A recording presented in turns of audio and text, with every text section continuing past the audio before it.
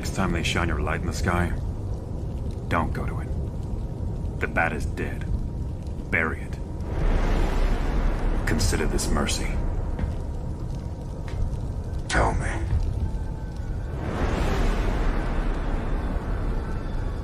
Do you bleed?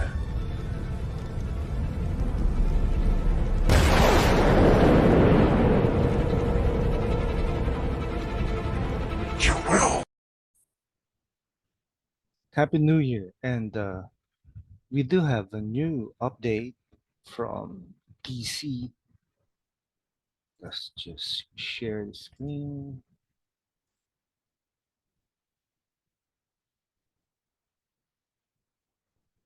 Okay. Rebooted DC Universe in trouble as WB considers new deal. Whoa, what's happening? In a surprising move, Brothers Discovery CEO David Zaslav talked about merging with Paramount Global has left many people skeptical. Analysts are worried, saying it's like catching a fallen knife or even calling it a financial disaster. This potential merger could mean significant changes for WBD and everything connected to it, including uh, the DC universe.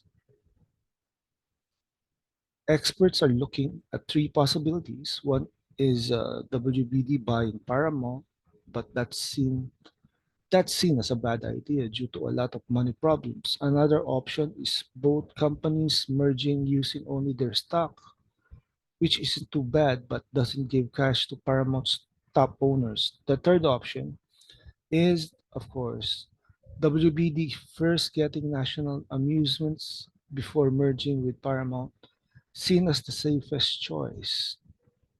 So the problem, people who decided people who decide if these companies can merge might not allow it because they're worried it would make things too concentrated.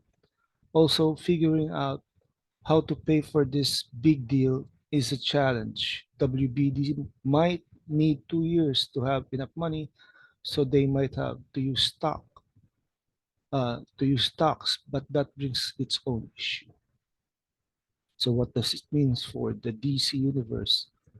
All this uncertainty about the merger is not good news for the DC universe. It might mean big changes in how things are run and what plans they had for the future. The DC universe, with its superhero movies and shows, might have to deal with the new leaders and different ideas about what to do next.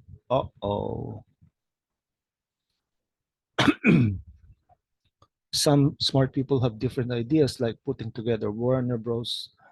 Discovery's Max and Paramount streaming service as one product, even though they stay separate companies. This could be a way to make a good streaming service that people want. With all the talk about merging, it's not clear if Warner Bros. Discovery and Paramount will actually team up. Some experts say that joining together might not be the best solution for the problems faced by these big media companies. For the DC universe, this could mean a lot of unknowns and changes coming up in the worlds that's shifting fast. Stay tuned for the latest updates. Okay, so what does that mean for the no shows DC Universe, DCU? Oh my. Oh boy, oh boy, oh boy. Maybe it's time to face the music and, you know, just sell the ZSJL to Netflix, sell Snyderverse to Netflix. Yep. Uh, that's seems to be the best option right now. But who knows what might happen? Also, it seems that James Gunn's DCU is going to going through a rough patch, and it might not actually be made. So, only time will tell. So this is an opinion piece from Stephen Kent from Bounding into Comics about well, Star Wars news. Let's check it out.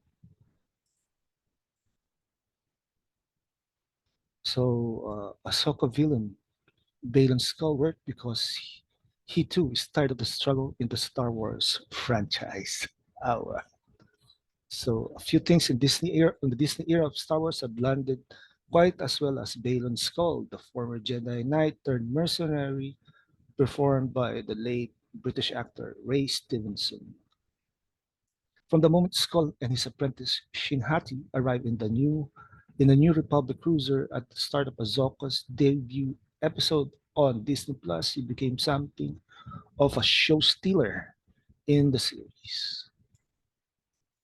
For the series boasting the live-action debut of Grand Admiral Thrawn and the full-fledged return of Hayden Christensen as Anakin Skywalker, the near universal hype around Baylan Skull is worth reflecting on.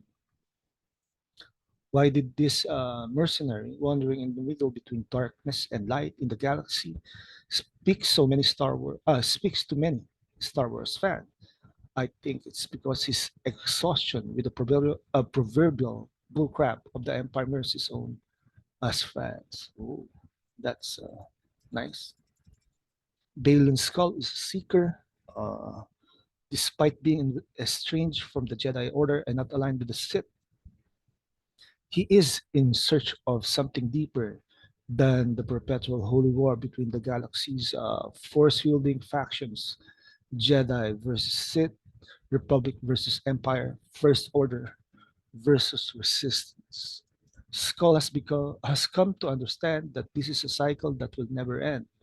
He is tired and wants to understand why this uh, is happening and if the merry-go-round can be stopped. So when I was a bit older than you are now, I watched everything. The Jedi Temple I knew burned. Balon Skull says to his apprentice. I couldn't make sense of it at the time. As you get older, look at history. You realize it's all inevitable. He went on adding the fall of the Jedi, the rise of the Empire. It repeats again and again and again.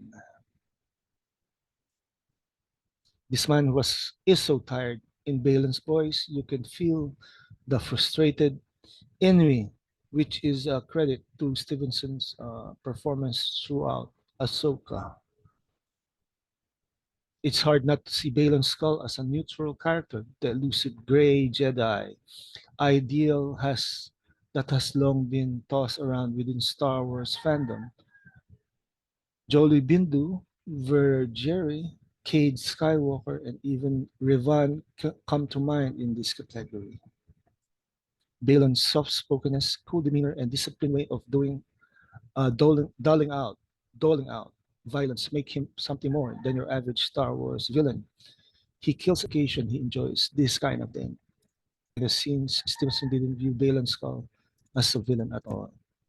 So, showrunner Dave Filoni remarked about Stevenson. I used to have mini debates with him and say, Ray, you're the villain here. And he'd be like, I don't think so. I was like, I know you don't think so, but you are. I love that you're playing it like you're not, which is exactly the way Balan thinks. On the long drive home after Thanksgiving, I asked my family, and the response was interesting. My young daughter didn't, and neither did my wife. Ooh, this is from the writer of this article. Both seemed quite certain to be a villain. The character has to have some kind of evil plan that requires you to answer what is the definition of evil. I argued that Balan is a villain simply because he is in direct opposition to the protagonists, Ahsoka, Hera, and Sabine. The heroes of Ahsoka series, except Sabine, are trying to keep Tron in exile, so he can't menace the New Republic. That's a good goal. Baylan Skull is content setting chaos and war loose on the galaxy for no other reason than his desire to reach Perdea and search for the origins of the Force or the gods of Mortis. He's politically wait, he's politically neutral but immoral in his lack of care for life and death. To paraphrase C.S. Lewis' explanation of good and evil in the chapter one of Mere Christianity, we know what is bad evil because we are born with a sense of what is good and chose to defile it for whatever reason we can conjure up. That basic rejection of responsibility by Baylan for right and wrong in the galaxy, plus his narrative role as an obstacle to Ahsoka to overcome, makes Baylan an obvious but particularly fascinating villain. Even the most critical voices when it comes to Disney Star Wars seems to concede that Baylan Skull and his apprentice Shin Hati are original and thought-provoking. The common refrain is that they're surrounded by monotony and cartoonish writing.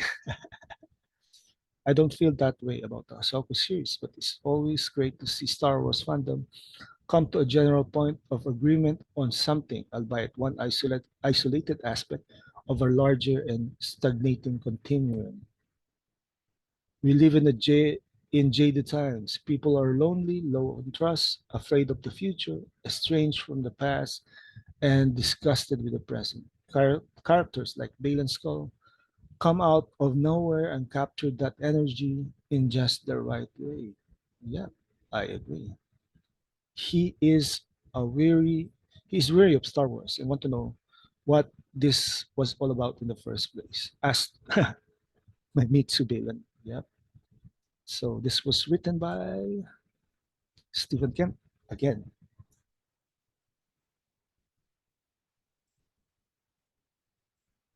So this is why the Star Wars franchise is well stagnating at some point, but a few hopes are welcome to the franchise for the franchise. Yes.